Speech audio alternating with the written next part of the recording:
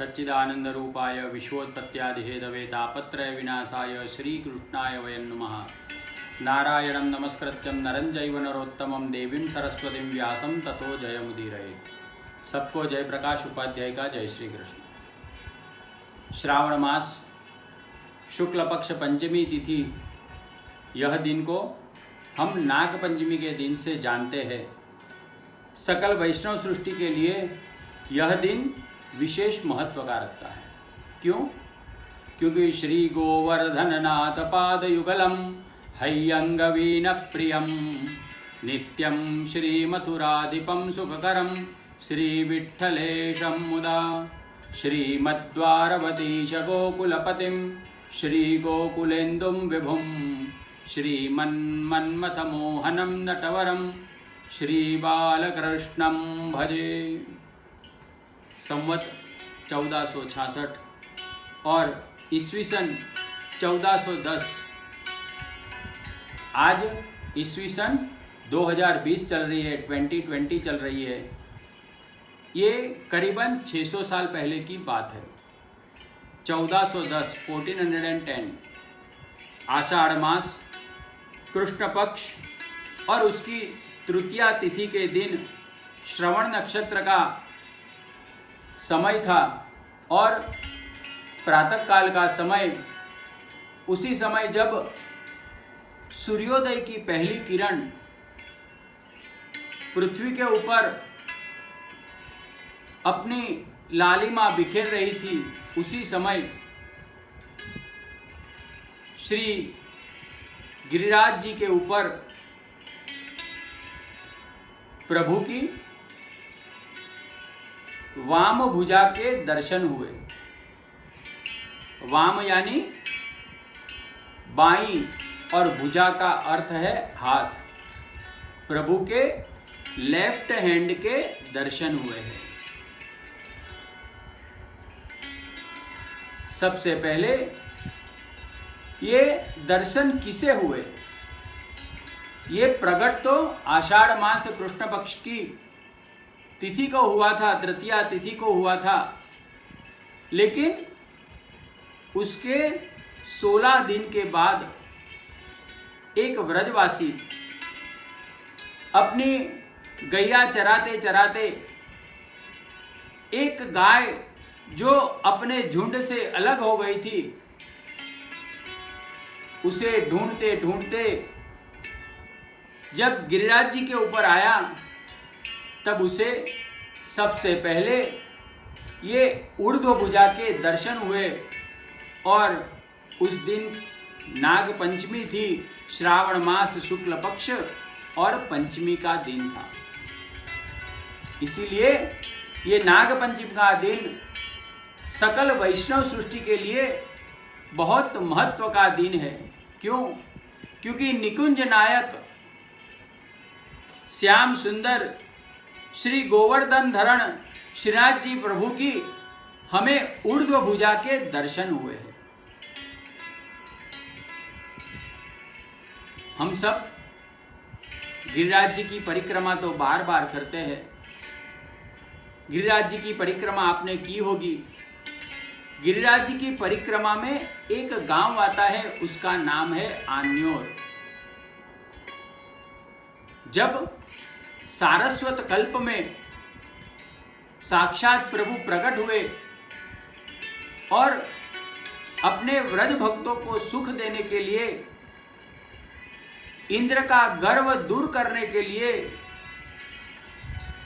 जब गोवर्धन लीला की प्रभु ने, उस समय जो प्रभु के सामने सब सामग्री रखी थी अपने व्रज भक्तों को खुश करने के लिए, प्रभु गिरिराज जी के ऊपर प्रकट हुए और अपने हाथ से सामग्री आरोग रहे हैं। और प्रभु क्या बोल रहे हैं? और लाओ, और लाओ, आन और। जैसे हमें कुछ खाना चाहते हैं, ज़्यादा हम खाना चाहते हैं ना, तो हम कहते हैं अरे कुछ और दो, कुछ और दो। उसी प्रकार से प्रभु ने कहा आन और।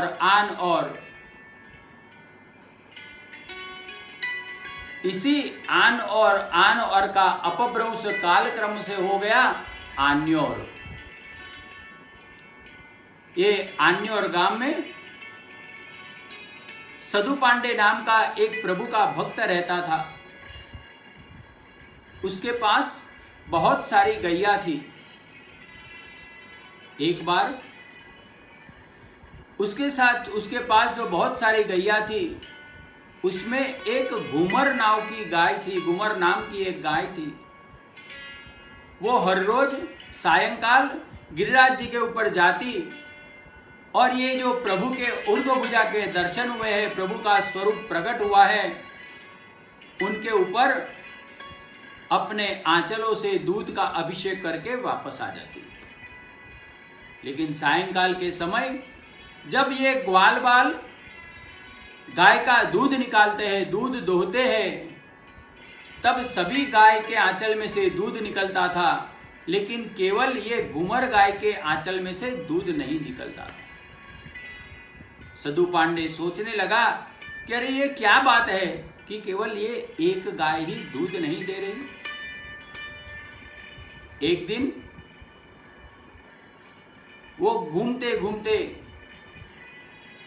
ये प्रश्न का जवाब ढूंढने के लिए ये घूमर गाय के पीछे पीछे जा रहा है। गिरिराज जी के ऊपर वो गया, गाय के पीछे धीरे धीरे वो जाता है। सायंकाल का समय हो रहा है। उसने एक आश्चर्यजनक बात देखी कि गाय एक जगह पे ठहर जाती है और अपने आंचलों से दूध की धारा किसी के ऊपर करती है। सदु पांडे का आश्चर्य का पार नहीं रहा। उसने आवाहन किया कि अरे आप कौन हो? आप जो भी है मुझे दर्शन दीजिए, आप कौन हो? तब प्रभु ने आवाज लगाई। प्रभु ने उत्तर दिया कि मेरा नाम देव दमन है। मैं जब महाप्रभु जी प्रकट होंगे ना, तब आपको दर्शन दूंगा। महाप्रभु जी के प्रागट्य का समय आ गया। चैत्र मास कृष्ण पक्ष और एकादशी तिथि, जिसे हम वरुथनी एकादशी के नाम से जानते हैं, इस दिन यहाँ चंपारण्य में श्री महाप्रभु जी वल्लभाचार्य जी का प्रागट्य हुआ और यहाँ देव दमन प्रभु ने अपना स्वरूप प्रकट किया। अपने व्रज भक्तों को आनंद देने के लिए प्रभु ने यह स्वरूप प्रकट किया। यह स्वरूप का पूरा नाम क्या है? श्री गोवर्धन नाथ जी, यह स्वरूप का पूरा नाम है। लेकिन हम सब स्नेह से और संक्षिप्त में इन्हें श्रीनाथ जी के नाम से पुकारते हैं, जानते हैं। श्रीनाथ जी के 3 स्वयंभू स्वरूप प्रकट हुए हैं। एक स्वरूप है इंद्र के गर्व का दमन करने वाले इंद्र दमन, जो स्वरूप आज हाल में उज्जैन मध्य प्रदेश में विराजमान है। दूसरा स्वरूप है कृष्णा अवतार में प्रभु ने इंद्र, कुबेर, चंद्र, वायु, वरुण, अग्नि, कामदेव आदि देवताओं का अभिमान का मर्दन किया है, अभिमान का दमन किया है। यही स्वरूप देव दमन से नाम से प्रकट हुआ। इसे हम देव दमन के नाम से जानते हैं, क्योंकि देवों के मद का दमन किया है ना, इसीलिए इसे हम देव दमन के नाम से जानते हैं। यह स्वरूप आज नाथ द्वारा राजस्थान में विराजमान है और अपने भक्तों की मनोकामना पूर्ण कर रहा है। तीसरा स्वरूप है महाभयंकर कालीनाग का श्री कृष्ण ने दमन किया और यमुना जल को निर्मल करके व्रजवासी एवं पशु पक्षियों की रक्षा की। यह लीला स्वरूप की सेवा हम नाग दमन के नाम से करते हैं और यह नाग दमन का स्वरूप बड़ौदा गुजरात में विराजमान है। आज वल्लभ कुल द्वारा उनकी सेवा हो रही है।